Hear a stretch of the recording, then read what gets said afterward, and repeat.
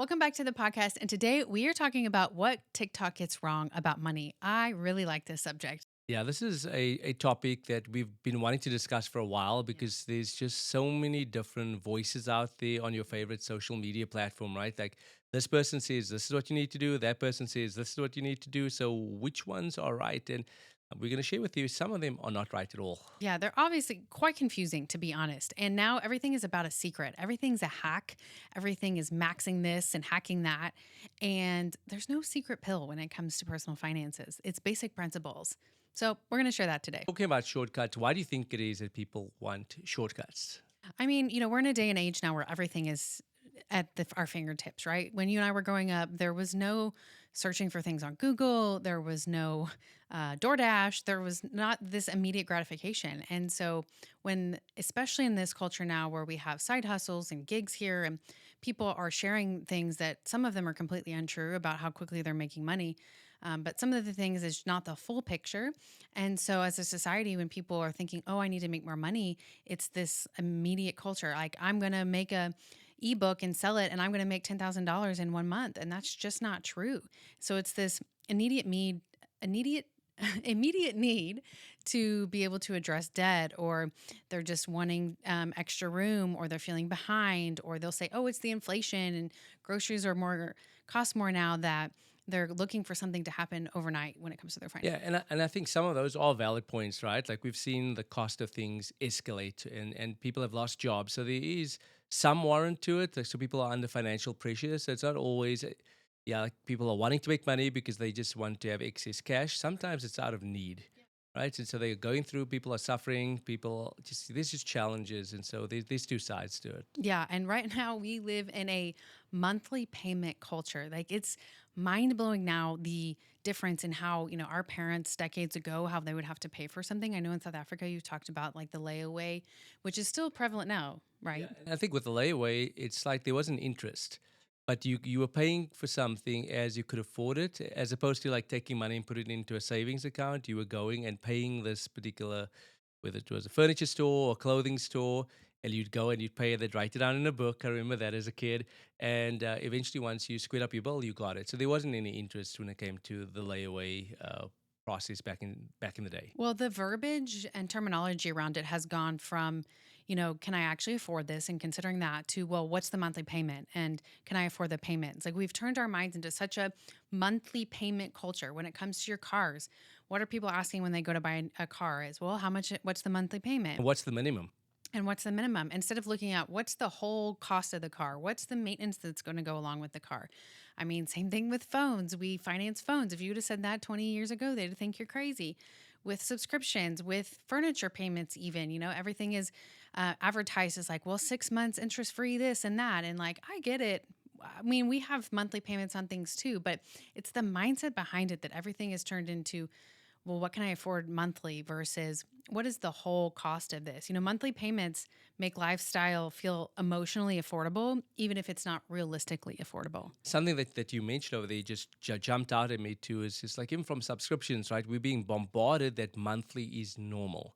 You don't pay more than what you should. You got to do the bare minimum. And the risk that people run into with this whole minimum culture is you end up stacking them. And then all of a sudden you get to the end of the month and you don't have enough money. And that's where you use debt. And it just causes undue pressure. Like, let's just take like four or five, let's say Disney Plus, Netflix, HBO Max, Hulu, and you add all those together. I'm guessing it's around $100, 20-ish dollars each. Like, when you think about it, if you multiply that by 12 and you're spending $1,000 to watch television for a year, like, would you really pay that? When you break it down like that? And then if you look at that, right, like with Netflix, like how often do you actually watch it? So we've paid for Netflix and maybe the kids, they watch, right? But there's times like we don't watch Disney for a while, but it's just on auto pay, right? If you're watching, let's say Netflix, like once a month, how much you're paying $20 for that one show that you're watching. And if it's less than that, like we have some subscriptions that are only for certain sporting events. For me. So, if you're looking at that and it's seasonal, then it's like, man, it just changes the way you look at things, I mean, even if you're splitting up into payments, 4 easy payments is still one expensive purchase. Convince yourself, right? It's cheaper than the cost of a meal. And so, just again, the psychology, like marketers do an amazing job in convincing you that you can afford all these tiny purchases. I get it. I mean, we talk about cash flow. We talk about, we get paid biweekly. Like, I get the mindset behind it. But we're sharing this to kind of help you look at it from a different lens, right? We're not saying, like, oh, you need to go pay in full for Netflix for a year. But we are saying, like, hey, look, maybe look at this a little bit differently. And that can help guide your decisions and your goals. If I'm only watching Netflix 4 times a year, then do I really need to be paying, $200 for, if you multiply however much the subscription is by 12 months? Do I really need to be paying that? It just kind of shifts the perspective. Another big one that I've seen on TikTok recently is the debt hacks, right? What have you seen? And so I've seen like, don't pay your bills now, just ride it out. Eventually, after a few months, you're going to call your credit card company or the person that you owe money, and they're going to offer you a lower settlement amount. Look, if you're in debt, this is a strategy that you can use, right? Calling the credit card companies, asking them to lower your payment, talking about your interest rate. But this is not a strategy if you are not in debt, okay? Yeah, but even with that, it's not let's not pay Yeah, because it's consequences. They're going to hand you over. you're going to collections. Collections, it's going to affect your credit. So it's not as easy as let's just not pay. I would rather say, as Brittany mentioned, on the front end, contact them and say, hey, this is where I am financially. So I'm not able to pay. Can we work out a different plan? Or if I am able to settle it immediately, will you offer it to me for less? Because that is an opportunity. Another thing I've seen is just this whole debt consolidation. So people are pushing debt consolidation. You got to consolidate, Which is a valid thing. which is valid. However, what's happening is people are consolidating, but then their habits haven't changed. And so now they go and take out another credit card or they continue to live above their means. And as a result of that, the debt consolidation doesn't work. It works, right? If you work it properly. Another one I've seen is balance hopping. Like you get notices, which I'm sure you guys have gotten all the time, where it talks about like, oh, if you transfer your credit balance, then you get a year free of APR and interest. And like, again, these are valid things that you can use to reduce debt, but the majority of people aren't using them correctly. They continue, again, it's behavioral. They're continuing the same behavior and the same patterns, and they're not addressing the true root of it, which is that they can't stop spending. So they're hopping from credit card to try to pay it down. And then you keep building up interest because you're going beyond the 12 months. So again, all these little hacks are not true hacks. They are useful things in specific situations. But that's just it. It's specific situations for specific people with specific behaviors that know how to stop the ongoing spend. Yeah, here's one that I think is important, the whole credit card hack. I mean, we use credit cards. We've discussed it before. We get the points, but you see all these groups online and different videos about how we're traveling for free and how we're doing this, but they're not pointing out the fact that they might be buying things that they shouldn't be buying. Well, and again, I caveat all of these by saying there are some true great hacks when it comes to credit card travel, right? But that's for a specific group of people with specific spending behaviors that a lot of Americans don't fall into, right? So if you are able to pay off your credit card, and we have a couple of different credit cards, I don't suggest having tons of credit cards. For most people, they can't manage that and they'll end up spending and they'll use the credit that they don't need to use. But if you can manage it appropriately, then okay, we can talk about it. But most people can't manage it appropriately. I was listening to a podcast this morning when you were out, right? And this guy was talking about credit cards, and his philosophy, he teaches people personal finance too. But his philosophy is for 2 years, when you are reprogramming your mind with regards to debt, no credit cards. Right. And once you get to that point where you can control your spending, then he gradually introduces credit cards to be able to get points and stuff like that. But you are going to then pay the card off on a monthly basis as opposed to the card just owning you. And all of a sudden you find yourself in a position where you are just spending a lot more in the interest. And again, these are things that they don't talk about. It's just you need to open up 5 credit cards or 4 within a 24-month period. And then you got to move to another credit card and close it down because you're going to get all these points. Again, it could work for some, but for the vast majority of people, it's not a good idea. And here's what TikTok is not telling you, okay? There's credit damage with all this hopping around with specific debt consolidation. Like, credit matters for most in the US, unless you got abundance of cash and you're buying a house in cash and you're buying your car in cash. Credit matters. And so when you're doing these things, you're damaging your credit. there is a, debt ratio. So when you're spending more than 10 or 15% of your total credit across all your credit cards, that's damaging to your credit. And there is stress, there's collections, there's, lawsuits down the road. Name it, right? I mean, there's all these things of like, just because it looks nice in the moment, it does not mean there's a lot of consequence that comes behind it. If you ever want to see me fired up about something in personal finance, this takes the number one spot, and that is these magic solutions. We joke about people asking like, well, what is it? Like, what's the secret? I'm like, there is no secret. There's no magic pill. Love within your means. Live within your means, spend less money than you make. Like, that's the foundation of it. Know how much money you make, know how much money you spend.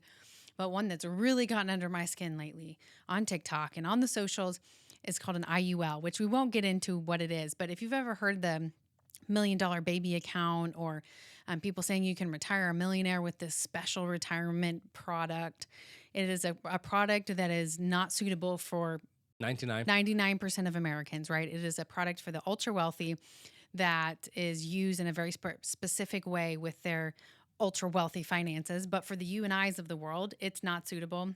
And Brett, what saddens me is the fact that a lot of people creating these videos have no idea how it really works. Exactly. And so they've been sold this by somebody else. So they're creating the videos because everybody's looking for these quick ways to make money, right? And we've been told, don't participate in your 403b or 401k at your work because it's going to take too long. This is a way to get there quicker because you're going to have $1 million to be able to access. What they're not talking about, and again, we're not going to go in depth into this, they're not talking about the fees. They're not talking about the fact that your premium is going to escalate and you need to continue to pay, right? And if you get to a place where you can't afford your premium, so hypothetical, let's say it starts off at $100 a month premium. In 40 years' time, it might be $5,000 a month, just throwing around numbers.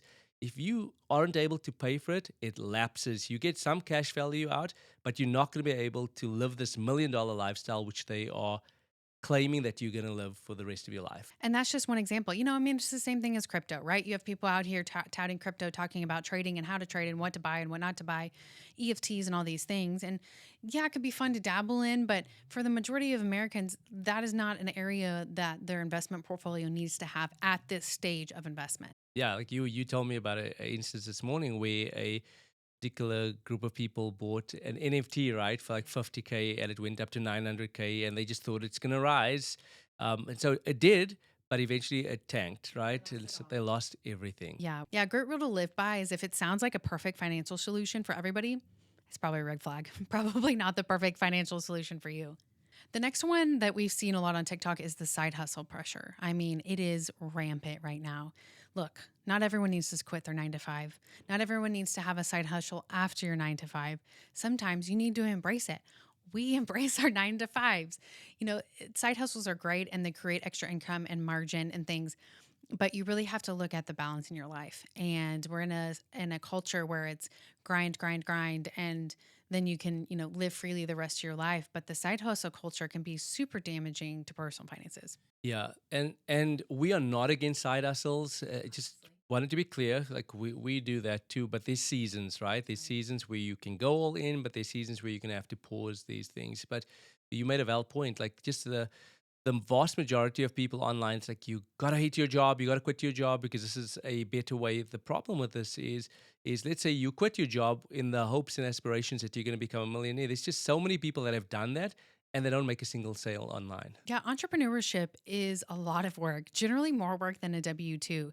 And, I think social media makes people feel guilty for relaxing. I mean, I'm guilty of that.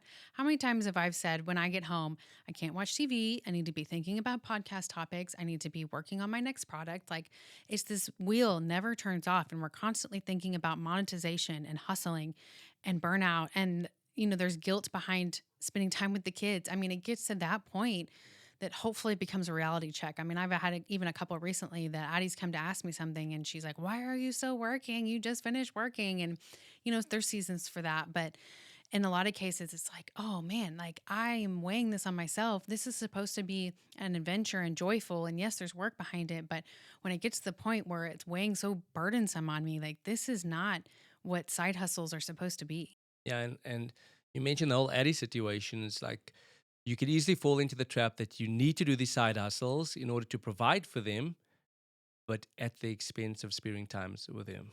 How many side hustles fail? Like, how much of that do you really see on social medias of this is the look behind what it's like to be an entrepreneur? This is how many thousands of dollars we lost in this bad deal. Or this is how many hours, I was up in the middle of the night thinking about the next X, Y, and Z. Like entrepreneurship, side hustles, whatever you want to call it, is not all that it's cracked up to be. And it's a roller coaster. And you go up and you have the highest of highs, and then you drop and you could lose a business. I mean, and there are some people that are cut out for this time and time again. But side hustles are not the end all be all. You don't have to hate your job. You can stay at your 9 to 5. You can find something that you love. But that is something in the social media culture right now, and that TikTok is really, really focusing on, is the side hustle push that is just damaging, to be honest. And then, of course, we all know that social media is a highlight reel. So you're seeing the vacations, you're seeing the house. I've talked the cars, the clothes, the handbags, that we are like, oh, why don't I have?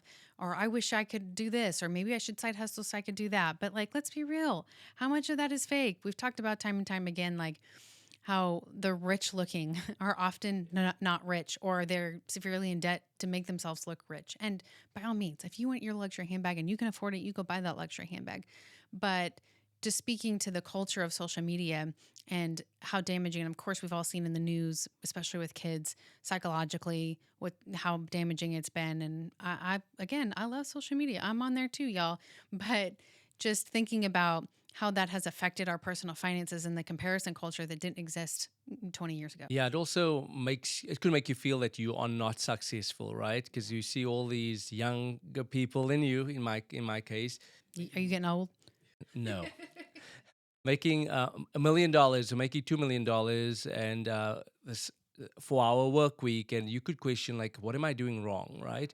And so I wanted to point out this fact real quick. Recently, I've seen a few influencers who have made lots of money online, but because they lack basic financial principles, asking people to help them financially. So they had made millions, but they blew it on whether it was parties, the nice cars, the houses and stuff, but they had no plan for it. And now they find themselves in a position where they have literally nothing, and social media people are coming out against them. Yeah. And a thing you need to remember too is social media makes normal life feel unsuccessful and look unsuccessful because you own an average size home and you're in the medium income bracket. You have to remember the things that you're seeing that are being fed to you constantly, which feels like it's everything. It's your algorithm, right? Your algorithm feeding you to you, creating those thoughts and behaviors. The normal life is what the majority of people out here consuming are living, and it's just the few that you're seeing over and over again that are living this, lavish. This is the luxurious life that you want to have, or some people want to have. And let's be real, on social media, who wants to hear the boring truth, right? Like we love to share the nitty-gritty about personal finances, and that's what most people don't want to hear.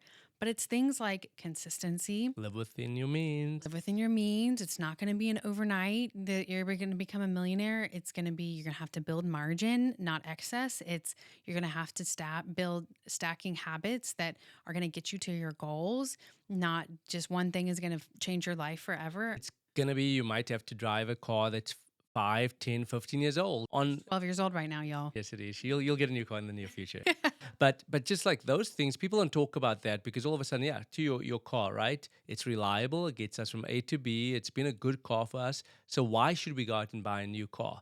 But somebody seeing your car, if we pulled into a nice restaurant, oh, they're not successful. Yeah, wealth building is supposed to be boring. Wealth building is not supposed to be the front of your lifestyle, right? Back to the car situation, a lot of people have heard of Warren Buffett, right? He still drives a 2000 and something. It's a Honda, and this guy is a billionaire. Yep. And so you would never know that. If you look at most millionaires, they dress like normal people. If you stood next to them in Chipotle or Chick-fil-A or whatever store, you won't recognize or you wouldn't be able to recognize that they are a multimillionaire or even a billionaire. Yeah, I mean, it's not social media itself that's the problem. It is the culture around social media and how we think that what we're seeing becomes reality. and how our financial decisions are being built around social media. If we're using it like in the good old days of social media being a way to connect and a way to, stay in contact with people from another country and a way to share photos from vacation. And of course, I'm not saying don't sell your things on social media, but just remember that the things that you're seeing typically are a small percentage of the normalcy that the rest of us are experiencing, and that your financial life shouldn't be built around the influencer culture and being told to buy these things. It should be built around your financial goals and what you want for your family, not what social media is telling you. Yeah, and just some of these things that we've highlighted, if you see other things that people are talking about and it just doesn't sit right with you, it's okay to question it, right? Do the research for yourself. Identify, speak to people that you trust. Wise counsel is what we refer it to. If you've got a financial advisor, run it by them and just say, hey, I'm hearing about this. Is it applicable in my life? Or if you've got friends that are successful in business, find out if this is something that they would pursue. Because I know lots of people that have lost a lot of money with these ventures because they wanted to get rich overnight. So as we wrap up today's podcast, the out to sense question of the day is, when you are going on a road trip, what's your favorite snack? I would say, well, more recently it's been like trying to increase the protein intake. So I think it'd probably be like beef jerky ish type thing. But growing up, I was the gummy kid. I loved Skittles, gummy bears, gummy worms, Sour Patch Kids, all of that would be my go to for sure. Okay, that's it, guys. We look forward to seeing you on the next podcast.